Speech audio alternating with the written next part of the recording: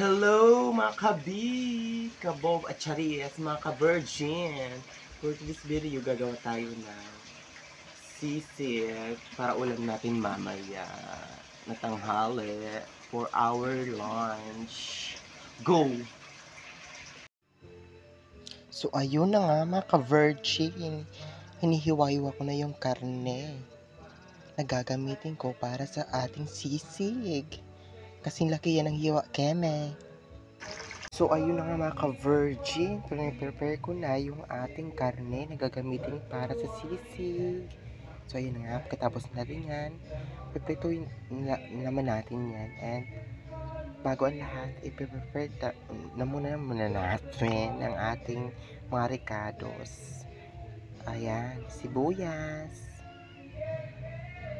Ang ating sibuyas na kasing amoy ng kipi ni Mai.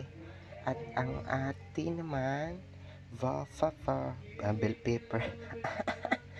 Siling haba. Ayan. So ayun mga ka-virgin, pakit-kit muna tayo dito. Na di nakabidyo ng ginawa nating kung paano ba ginawa yung sisig. Pero ayan na ang ulam namin ngayon mga ka-virgin. Di ba ang sarap? May lumpia na. May sisig pa. So bale, parang ano yan, parang jebs, keme.